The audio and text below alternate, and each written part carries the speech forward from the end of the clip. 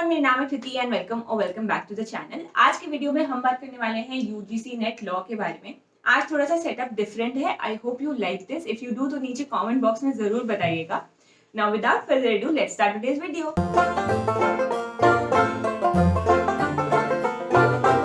तो सबसे पहले हम बात कर लेते हैं एग्जामिनेशन के बारे में। तो ये जो यूजीसी नेट का एग्जाम होता है वो बेसिकली टीचिंग में जो लोग जाना चाहते हैं उनके लिए एग्जामिनेशन होता है। जिस भी कॉलेज में आप अप्लाई करते हैं असिस्टेंट प्रोफेसर की जॉब के लिए, वहाँ पे वो कॉलेज की जो एडमिनिस्ट्रेशन होता है वो हमेशा पूछते हैं कि क्या आपका यूजीसी नेट क्लियर्ड है। तो इट इज इम्पॉर्टेंट कि आपने एग्जामिनेशन क्लियर किया हो अगर आप टीचिंग में जाना चाहते हैं। तो ये examination university grants commission conduct कराता है, इसलिए इसका नाम है university grants commission national eligibility test. जब आपका मास्टर्स कंप्लीट हो जाता है या आप मास्टर्स कर रहे होते हैं तब आप इस एग्जामिनेशन को देते हैं। और ये क्यों कंडक्ट होता है? To select aspirants for assistant professor और for both junior research fellowship and assistant professor. तो जूनियर रिसर्च फेलोशिप क्या होता है? बेसिकली ग्रांट होता है जो कि यूजीसी प्रोवाइड करता है स्टूडेंट्स को, ताकि वो अपने पीएचडी परस्यू कर सके कॉलेजेस या यूनिवर्सिटीज में, या कोई प्रोजेक्ट परस्यू कर सके। और एक सम ऑफ अमाउंट मिलता है हर मंथ ऐसे स्टूडेंट्स को। और हर साल ये जो एग्जामिनेशन है ये 2 बार कंडक्ट किया जाता है। एक बार जून में कंडक्ट किया जाता है, एक बार दिसंबर में कंडक्ट किया जाता है। इस साल सिर्फ जून में कंडक्ट हो पाया था क्योंकि पैंडेमिक हो गया था, तो एग्जामिनेशन ऑटोमेटिकली बहुत लेट हुआ था और दिसंबर वाला अभी तक हुआ नहीं है। बट बहुत लोग ये स्पेकुलेट कर रहे हैं कि अब सीधा जून 2021 का ही एग्जामिनेशन होगा, दिसंबर 2020 नहीं होगा। तो लेट्स सी, हम कुछ नहीं बोल सकते, यूजीसी ही इस बारे में डिसीजन लेगा और बताएगा। जो दूसरी चीज मुझे डिस्कस करनी है वो है एग्जाम एलिजिबिलिटी। तो आपके कम से कम 55% मार्क्स होने चाहिए आपके पोस्ट ग्रेजुएशन में, और जो फाइनल ईयर स्टूडेंट्स होते हैं वो भी अप्लाई कर सकते हैं।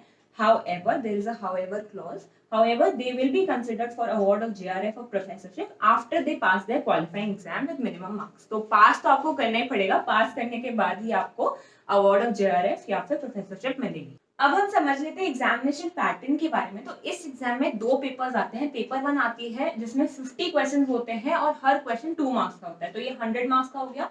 और पेपर 2 आता है जिसमें 100 क्वेश्चन होते हैं, वो भी 2 मार्क्स के होते हैं, तो ये 200 मार्क्स हो गया। और ये इन टोटल तो 300 मार्क्स का आपका पेपर आता है जो कि आपको 3 आवर्स में कंप्लीट करना होता है। अब एक बार हम पेपर के सिलेबस को समझ लेते हैं। जो पेपर 1 है उसमें 10 यूनिट्स आती हैं और हर यूनिट में से 5 क्वेश्चंस आते हैं, तो इसलिए 50 क्वेश्चंस आते हैं पेपर 1 में। और पेपर 1 का क्या क्या सिलेबस है? 10 यूनिट्स कौन सी है?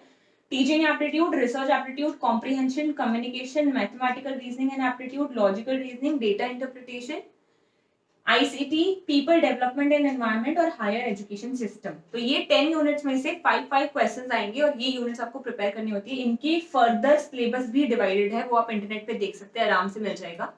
और जो लॉ का पेपर होता है उसमें भी 10 यूनिट्स आती हैं। पहली यूनिट में jurisprudence, constitutional and administrative law, public international law and IHL, law of crimes, law of torts and consumer protection, commercial law, family law, environment and human rights law, intellectual property rights and information technology law, comparative public law and systems of governance। अब ये पूरा का पूरा subject नहीं आता है, इसके भी फर्दर डिविजन्स हैं, वो सिलेबस भी आपको ऑनलाइन मिल जाएगा। तो सिर्फ आपको वही टॉपिक्स पढ़ने हैं जो कि इनके अंदर आ रहे हैं, आपको पूरा पूरा सब्जेक्ट नहीं पढ़ना है। और इन 10 यूनिट्स में से फिर 100 मार्क्स का पेपर बनता है, 100 एमसीक्यूज आते हैं। आप प्रिपरेशन कैसे करनी है, बहुत इंपॉर्टेंट क्वेश्चन है। तो मैंने कैसे करी थी मैं वो बता देती हूँ। हर किसी का तरीका अलग अलग होता है प्रिपेयर करने का। मैंने जो बुक्स रेफर की थी मैंने यहाँ पे वो लिख रखी है।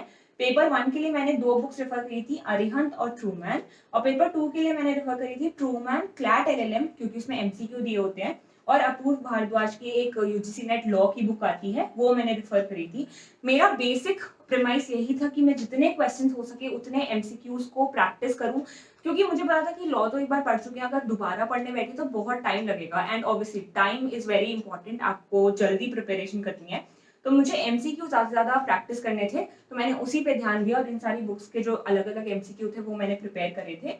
बाकी आप एक ही बुक से भी प्रिपेयर कर सकते हैं, बट आप ध्यान रखिएगा कि आप थॉरोली प्रिपेयर करें उस एग्जामिनेशन के लिए। उन क्वेश्चंस को अच्छे से प्रिपेयर करें, जो गलत हो रहे हैं उन्हें बार बार करें, ताकि एट द एंड आपको समझ आ जाए कि अच्छा यही इसका सही आंसर है। So that's all for today. I hope you like this. If you did please subscribe to the channel. And ये तो बहुत छोटा सा डिस्क्रिप्शन था एग्जामिनेशन के बारे में, इस पे और भी वीडियोस आती रहेंगी, तो उन वीडियोस के लिए भी please subscribe to the channel and I will see you in the next class.